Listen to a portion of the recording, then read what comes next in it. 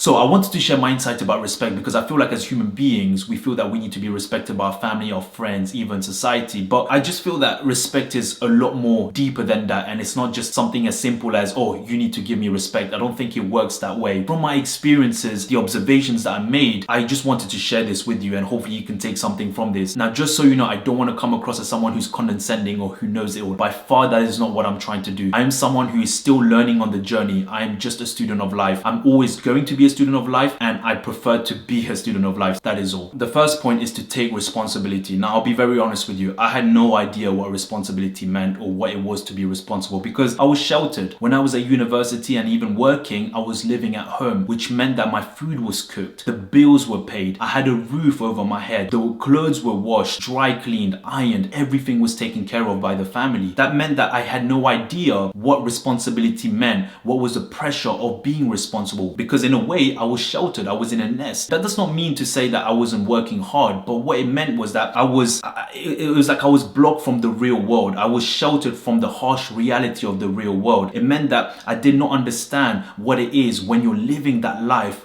in the real world, when things needs to be done, when bills needs to be paid, when your finances needs to be managed, when you need to go out there and buy food and cook food. Everything was done for me. So if I'm honest with myself, yes, I was working hard. That was all good. But at the same time, I wasn't taking responsibility because everything was provided for. Now, when I left the corporate world to go and embark on this journey to start my business, that's when responsibility hit me hard. That's when I realized that everything I do, whether good or bad, goes back to me. It's on my shoulders because it's my decision. There was a lot of backlash from my family. They were saying that, you are throwing your life away and this is not going to work. And it got to a stage where it got toxic. It got very, very difficult for me to still live there because I wasn't able to go and do what I needed to do because there was a lot of friction, which meant that I had to make a decision of leaving home and doing this. If I was going to be serious about this, I had to leave home and start from nothing. And I did. So I left home, started from nothing, went in a 1-bedroom apartment and literally had to learn responsibility the hard way, which meant that I had to learn how to pay my bills. I had to manage my finances. I had to go and get food and cook food. I had to wash my clothes. Everything that I was doing was me taking responsibility. And the way I looked at it was this: if I made this decision, which I did, everything that comes good or bad comes back on me. It's no one else's fault. It's my decision. So this was me taking the bull by the horn and saying, no, I'm going to do this. Whatever happens, it comes back on me and I will be responsible for that. So how can you take responsibility in your own life? I see responsibility comes in different shapes and forms. If something is broken in the house, for example, the dishwasher, the washing machine, or the boiler, as opposed to taking a step back and leaving your mom or your family to sort it out, you can step in and say, hey, is everything okay? What's the problem? And you start looking at ways to fix this problem. It could mean, okay, who do I have to contact to come and sort this problem out? This is now you taking responsibility because now you are overseeing this and saying, you know what, mom, don't worry about this. I'm going to take care of this and make sure that this is fixed. Another example could be you contributing to paying the bills or you doing the weekly shopping. It's small things like this that allows you to start to become more responsible and start taking the responsibility in the house. And when you do this, your family is going to notice this. You are going to be the person where your family is going to come to when there's a problem. And that's a good feeling. It makes you feel like you're needed. It makes you feel like you're wanted, that you're here to solve a problem. And there's nothing wrong with that. You could be that person who's taking the responsibility, who's taking the stress away from your mom, who's taking the stress away from your dad and the family and say,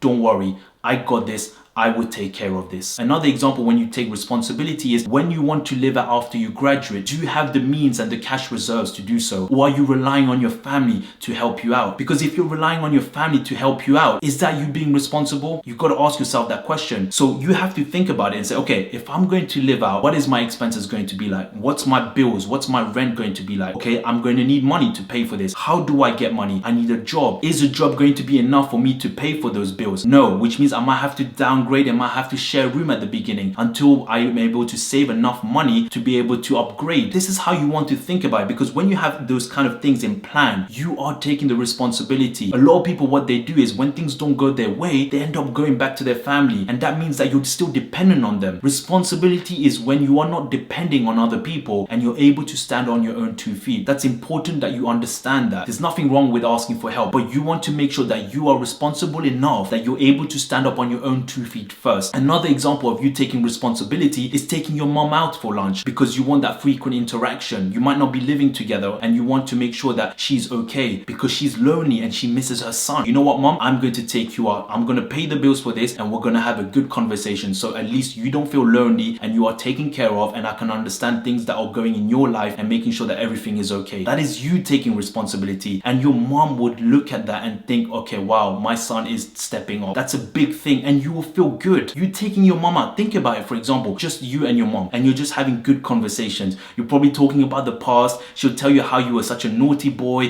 when you were young and you did this.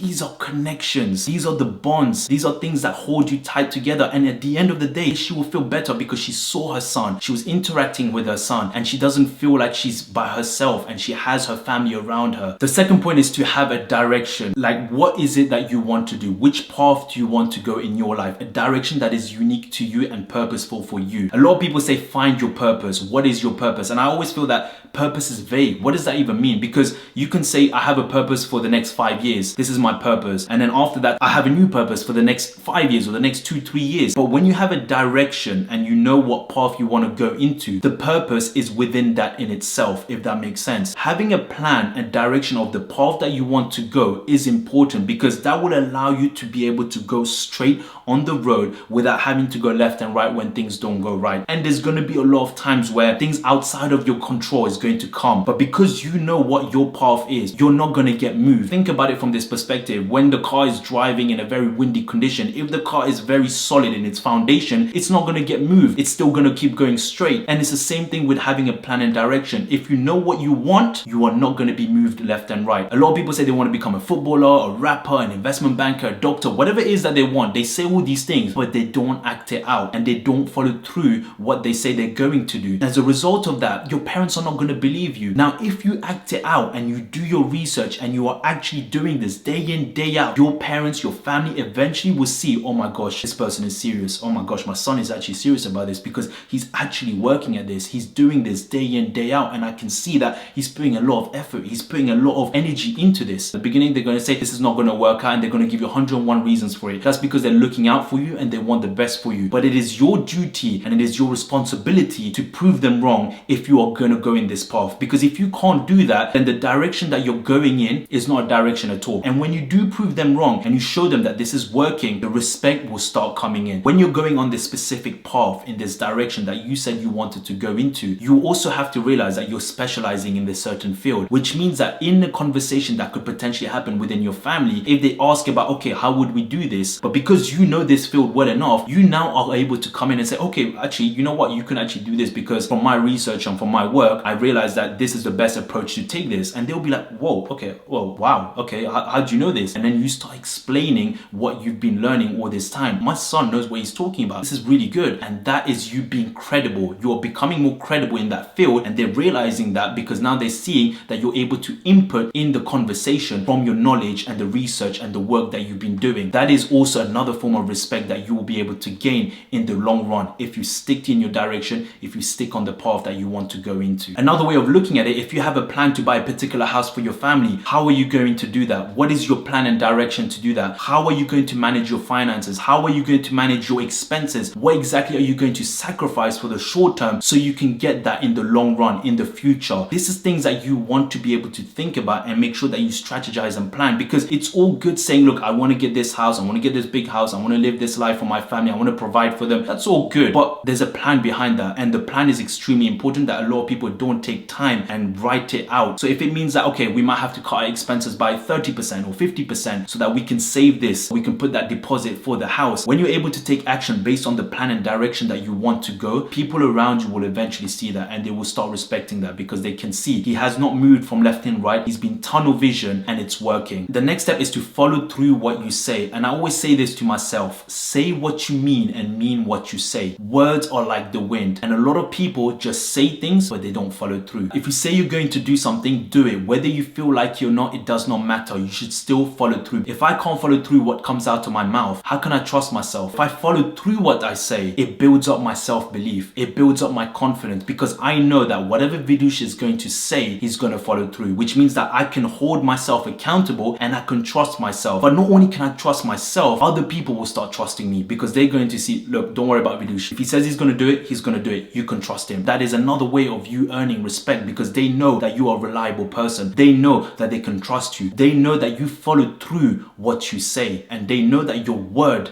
is your bond. When I left the corporate world to go on this journey, I said to myself that I'm never going to go back there, and I'm going to do whatever it takes to make sure that this works, because I said out of my mouth that I'm not going to go there, and I'm going to make sure that this happens, which means that not only does it hold me accountable, but I'm also following through what I'm saying, even though the work that is related to it, the amount of energy and effort that I'm going to have to put to make sure that this works is going to be a lot more painful. I at least know that I can trust myself. Whatever I said, I'm going to follow through, and if I don't follow through it means that I've done a disservice to myself. It means that, I can't trust myself, and I don't want that. I don't want to be that kind of person. I want to be the person that whatever I say, I'm going to follow through, and I'm just going to do it. That's it. Now, how do you go about following through what you say? It's very simple, and you can start small. For example, if you're living at home and you said, okay, I'm going to wash the dishes, or I'm going to hoover the place, whatever the chore that you say you're going to do, follow through. It doesn't have to be like, oh, I'm going to do everything in the house. Just start with one thing. Start with one thing and follow through, because what that does is it builds a habit of you just doing it when you say you're going to do something, as opposed to saying you're going to do all those things, which is going to be exhausting but also intimidating, and you're going to give up. Just start with small thing, one thing. You said you're going to make 10 graduate job applications by the end of this week, but something has come and now you're saying, okay, I can't do this, I'm going to have to do that next week. There's going to be a lot of things that's going to come outside of your control, that's going to come and try and move you around left and right, and it's in those circumstances that you still have to try and find a way of resolving those issues but still do what you said you're going to do. If you're always using the excuse of, oh, I can't do this, something has happened that needs my attention, you're always going to find an excuse. The same people that said that they're going to do it, even though they had all those things happen to them, they still do it. They still follow through, and that's why they are more successful. The next one is values and principles. And look, I can say values and principles right now, but I had no clue what the heck was my values and principles. Yes, you can have values and principles from your family because that's what you were born into, and you were able to see how they were growing up and how they were living their life. But what is the values and principles for you? What is the values and principles that you live by? That is important. And at the beginning, you're not going to know. You're still figuring yourself out as you're going through the stages of life. And I know for me that when I left home and I was starting this, I didn't even know what my values and principles was at all. I was just living it day by day, trying different things out. And as I was doing this, I started to figure out, okay, I can tolerate this. I'm not going to tolerate this. I'm going to have boundaries with certain people because there's certain people are wasting my time and I'm not getting any sort of benefit from that. Your values and principles start molding as you're going on your journey. What do you stand for? What's your non-negotiables? Is family, friends part of your values and principles? Is your work part of your values and principles? For example, you want certain friends that you want to take care of because they're very close to you. They give a lot to you. You give a lot to them. That could be part of your values and principles. And a good way of looking at it is this question I'm about to ask you. If you get a job offer, for example, £100,000 a year salary or £250,000 a year salary, big money that's coming to you as an offer. But if that is against your values and principles, would you take that offer? Would you let greed take over your values and principles? Because if you do, that means those principles, it's just like water. It's not strong. It's not foundational. It's not like something that's set in stone. You might get swayed right. You might get swayed left. But because you know what your principles are, because you know what your values are, you are not going to be tempted by these offers that's going to come left, right, that's going to make you think, oh my gosh, this is a lot of money, I should take it. No, I can't take it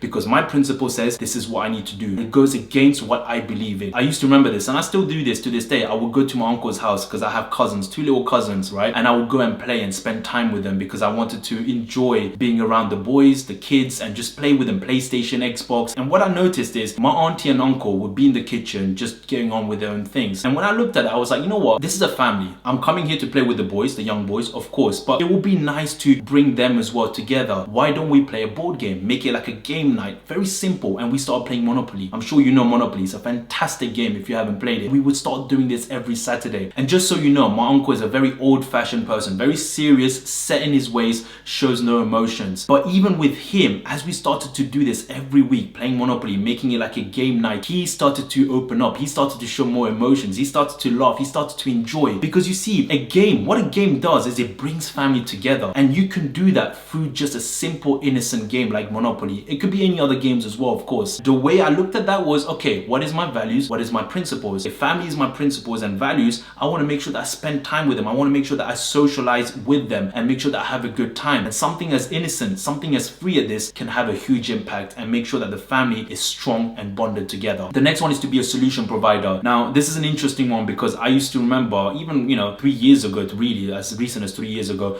I would be asking 101 questions, and maybe I still do, but not to that level. But I would ask questions like left and right to my family, to my friends. It was me asking questions out of curiosity, but also because I wanted to know the answer. But the problem with that is, instead of me trying to be the person coming up with the solutions, I was seeking solutions, but I was seeking solutions in a way where people were getting annoyed. They were getting annoyed because I was just asking questions after questions after questions, to the point that their patience was running thin. As I was going through this journey, I realized that, you know what, I've got to go through this myself. Sometimes in life, you're just gonna have to go through it and face the reality, even if you don't know the answer. And a lot of times, this is what's happened to me, where I had no idea what the answer was, and I made mistakes because I did not know the right answer. But because of the mistake that I made, I was able to know from right and wrong. When the pandemic started, everything was going online. All the businesses were going online because everything was closed. And because I already knew how to operate the business online, for my uncle, he needed to move his business online, but he had no idea how to do it. So I would tell him, okay, look, you need these tools, you need these tablets, you need this software to be able to operate this. And then I would go to his place and set everything up. And to him, when he looked at that, because he had no idea how to do it, it was completely new to him, but him seeing me doing it was like, whoa, okay, this guy knows what he's doing. It became more of a respect because he knew that I knew the field very well, and it made me more credible, if that makes sense. And I'm not gonna lie, man, like, you know how as a kid you want to make your family proud, your family members proud? That's how I felt. That in itself builds respect. Even though they might not want to say it, inside them, they will have a respect for you because you know what you're doing. For you to be a solution provider, you need to look at a problem and see, okay, what can I do to fix this? What kind of solutions can I use to fix this problem? If, for example, your mom and dad can't speak English and they need to apply for car insurance or do some paperwork, you can come in and say, listen, okay, don't worry about this. I'm going to take care of this. All I need you to say is yes and no if they need to speak to you. And everything else, I will take care of. That's you being the solution provider because you know how to speak English, you know what to do, and you are helping them. That is a level of respect that they will foster towards you, even if they're not willing to say it, because you are stepping up and you're being the solution provider to the problems that they currently have. Or for example, if your friend has been going through a problem for a period of time and they're stressing about it, what kind of solutions can you provide for them? My friend's laptop was giving him so much